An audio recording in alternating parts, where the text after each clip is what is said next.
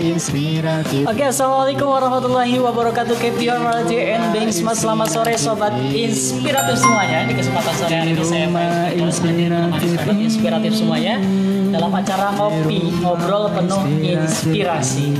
Di sore hari ini kita sudah kedatangan pembicara. Yuk kita sapa dulu teman-teman serta sahabat-sahabat semuanya pembicara kita. Assalamualaikum warahmatullahi wabarakatuh, Kang. Waalaikumsalam warahmatullahi wabarakatuh. Alhamdulillah sehat ya, Kang? Alhamdulillah sehat. Luar biasa, ini jauh-jauh dari mana nih, Kang? Menes ya. Rumahnya di Menes. Kalau aslinya orang Serang. Aslinya orang Serang ya. Alhamdulillah. Kenalan dulu, Kang. Siapa namanya ya? Nama saya Mufrod. Saya tinggal di Menes. Kalau asli sih Serang. Asli orang Pontang dan kebetulan saya alumni di Pipitan juga di Madrasah Aliyah Keagamaan Darussalam. Dan sekarang tinggal di Menes. Ya, kebetulan dipercaya oleh teman-teman menjadi ketua pimpinan wilayah Pemuda Muhammadiyah Provinsi Banten.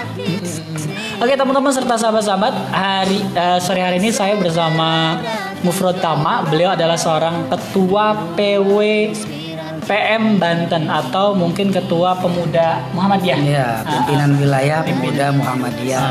Luar biasa. Kang, hari ini kita pengen membahas sikap Pemuda Muhammadiyah terhadap persekusi ulama, yang tentunya ini sangat marak dan sangat mengkhawatirkan bagi kalangan kita ya, umat Islam, yang tentunya menjadi juga PR besar bagi kalangan anak muda nih. Betul. Kami juga sering diskusi di Pemuda Muhammadiyah, dan wilayah Pemuda Muhammadiyah, semakin miris lah gitu melihat kondisi saat ini, ketika ulama-ulama yang kita cintai, ulama sebagai pewaris Nabi, dipersekusi, dianiaya. Bahkan kejadian yang baru-baru ini, Syekh Ali Jaber ketika sedang melaksanakan tausiah dan itu sedang selfie ditusuk oleh orang yang tidak dikenal gitu. Ini sangat miris dan kita Pemuda Muhammadiyah mengkutuk keras kejadian ini. Siapapun pelakunya, apapun motifnya, kita tidak menerima itu dan tidak membenarkan itu. Kita pemuda mengutuk keras lah. Dan yang pasti ini juga menjadi salah satu PR besar nih bagi kalangan anak-anak muda ya, baik pemuda dari sebuah organisasi keislaman ya, untuk senantiasa menjaga ulama.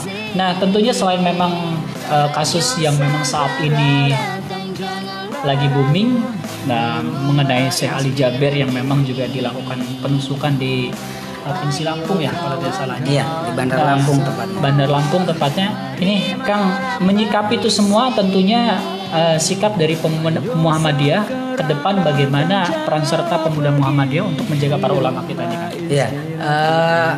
Muhammadiyah itu adalah gerakan dakwah amar ma'ruf nahi mungkar. Tentunya kita juga harus menjaga ulama-ulama sebagai pendakwah yang menyerukan kepada amar ma'ruf nahi mungkar tadi. Nah di Pemuda Muhammadiyah itu kita ada yang namanya Komando Kesiapsiagaan Angkatan Muda Muhammadiyah. Kalau disingkat itu Kokam. Itu kalau di di yang lain tuh Satgasnya lah gitu. Nah di Kokam ini yang lahir tanggal 1 Oktober 1965 ini ketika PKI, kita persiapkan itu ketika ada ulama-ulama yang sedang berdakwah, yang ngisi-ngisi pengajian, yang ngisi tausiah, kita insya Allah akan amankan dengan Komando Kesiapsiagaan Angkatan Muda Muhammadiyah atau Kokam ini gitu. Nah ini juga bagian dari antisipasi ketika ada kejadian-kejadian tidak diinginkan seperti yang kemarin terjadi itu gitu. Dan hari ini tentunya menjadi salah satu juga tantangan terbesar bagi gerakan-gerakan ormas ya, baik dari ormas satu ataupun ormas yang lainnya nih, Kang. Pertama memang di Muhammadiyah. Nah, Muhammadiyah ini Pemuda Muhammadiyah sendiri di Banten sudah tentunya berkiprah berapa lama nih, Kang?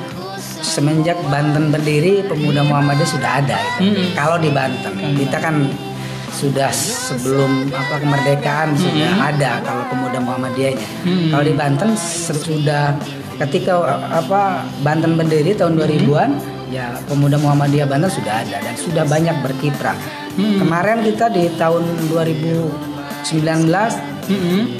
Kokam juga ada latihan dasar di Klatsar Kokam Sebanten yang pesertanya hampir 400 orang. Dan itu kita persiapkan untuk pengamanan tokoh-tokoh kita, ulama-ulama kita ketika mengisi pengajian-pengajian itu. Nah, kemudian Kang, kalau kita melihat memang kasus kemarin penusukan terhadap Syekh Ali Jaber ini menjadi pukulan telak bagi ormas-ormas Islam. Artinya memang sedikit mungkin lalai nih kan dalam menjaga ulama-ulama kita. Nah, Kang, kalau kita melihat ternyata banyaknya kasus penusukan atau persekusi terhadap ulama itu cenderung pelakunya adalah gila. Nah, ini akan melihat sendiri seperti apa nih, Kang? Iya, ini kan penggiringan opini.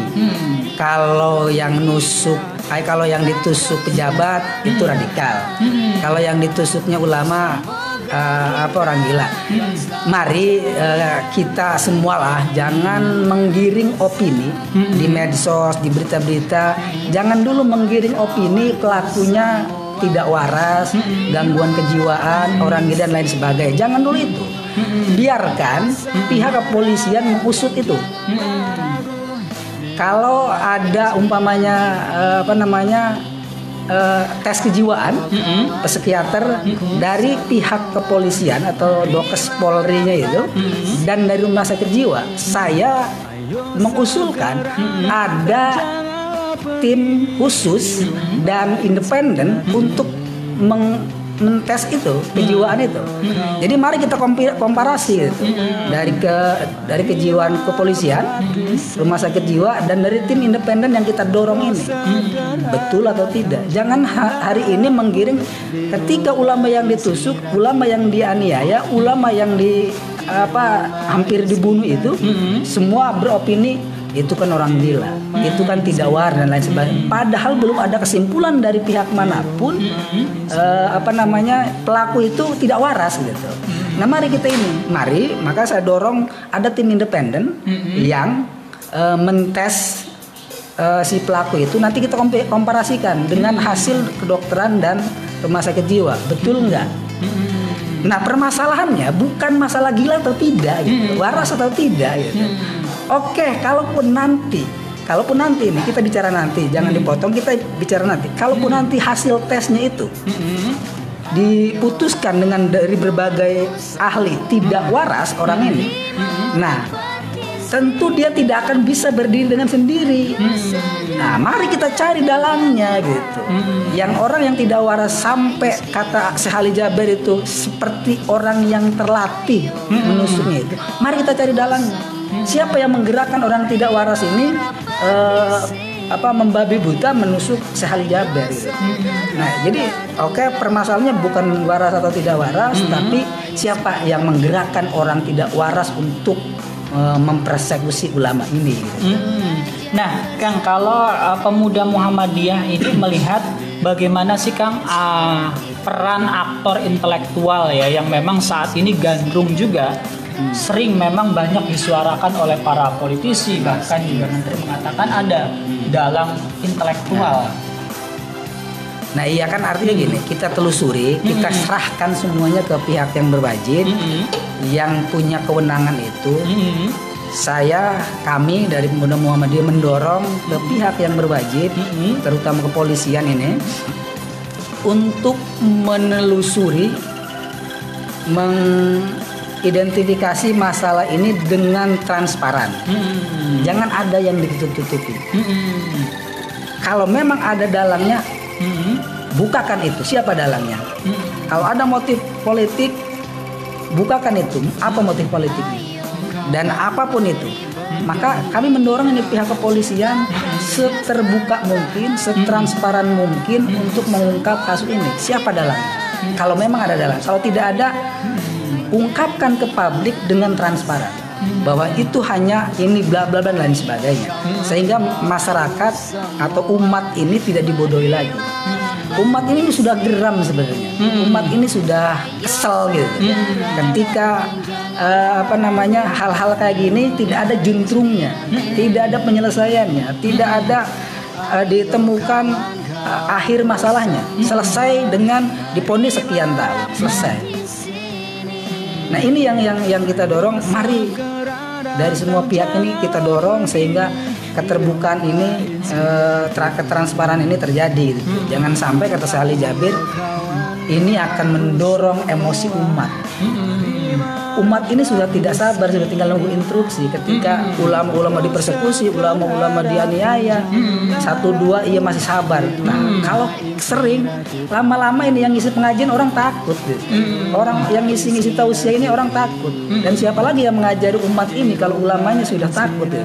Tapi insya Allah ulama tidak akan pernah takut apapun matinya mereka itu syahid gitu, sehingga tidak pernah takut. Tapi permasalahan bukan takut atau tidak takut, keamanan juga penting gitu. Nah ini tugas aparat, tugas kita semua bagaimana menciptakan rasa aman ini.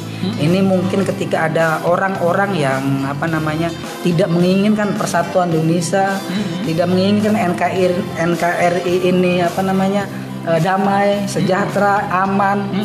Ini kan harus dicari pelakunya, aktor intelektualnya. Jangan sampai nanti ini berlarut-larut gitu. Sehingga Indonesia ini akan kacau balau gitu. Teman-teman serta sahabat-sahabat, ini mungkin juga kepekaan terhadap generasi muda saat ini, terhadap memang perlindungan yang harus kita lakukan untuk juga para ulama-ulama kita. Bagaimana menciptakan kondusivitas di masyarakat kita. Jangan sampai memang masyarakat juga bergerak sendiri dengan hal-hal yang memang tidak diinginkan. Dan luar biasa kemarin kalau kita sempat melihat bagaimana pelaku juga ini sempat hampir babak belur nih Kang. Ya. Artinya memang ketika itu juga Syekh Ali Jabir berusaha untuk menenangkan masyarakat karena memang ada pihak berwajib yang sempat untuk memproses itu semua. Nah, kesiapsiagaan pemuda Muhammadiyah tentunya juga hari ini harus diperketat kembali. Nah, tentunya setelah terjadi ini langkah-langkah untuk ke depan apa yang memang akan diboleh. Iya. Itulah ulama kita gitu. Sabarnya ulama kita itu dianiaya saja ketika yang menganiaya dihajar jamaahnya, beliau masih melerai. Nah inilah yang harus kita contoh kepribadian keulamaannya. Nah maka di Pemuda Muhammadiyah kita sudah menginstruksikan ke semua PDPM pimpinan daerah Pemuda Muhammadiyah se-Banten untuk siap siaga, bahkan di beberapa daerah sudah menginstruksikan ke cabang-cabang untuk siap siaga ketika ada tokoh-tokoh kita, ulama-ulama kita, apalagi dari ulama-ulama yang dari Muhammadiyah ketika ada ngisi pengajian kawal. Siapapun itu, ketika ulama, ketika ustadz, masayikh, asatid yang mengisi pengajian, kita kawal. Nah, pengawalan ini bentuk antisipasi ketika ada hal-hal yang tidak diinginkan. Ini kita sudah instruksikan ke semua pimpinan daerah sampai ke pimpinan cabang Pemuda Muhammadiyah, karena kokam itu di semua cabang itu punya gitu. Ada anggotanya kokam itu. Jadi untuk mengawal pengajian-pengajian sampai tingkat ranting di Muhammadiyah itu insya Allah kita amankan, kita kawal gitu, sehingga tidak lagi terjadi hal-hal seperti ini. Dan tentunya ini tindakan-tindakan apa yang memang juga akan disikapi nih berkaitan juga kasus persekusi yang memang terjadi nih. Mungkin juga Pemuda Muhammadiyah Banten ikut andil untuk juga melakukan perlindungan untuk juga sel jaga di kampung. Saya sudah koordinasi sih dengan pimpinan pusat. Nanti di berita juga sudah keluar dari pimpinan pusat mengutuk keras dan menginstruksikan ke semua wilayah untuk menjaga ulama-ulamanya. Nah, saya koordinasi dengan pimpinan wilayah di Lampung juga. Insya Allah pimpinan wilayah Pemuda Muhammadiyah Lampung juga mengawal kasus ini. Teman-teman serta sahabat-sahabat, diskusi ini sangat menarik bagi teman-teman serta sahabat-sahabat semuanya yang ingin bergabung, bertanya, kemudian juga memberikan satu solusi ataupun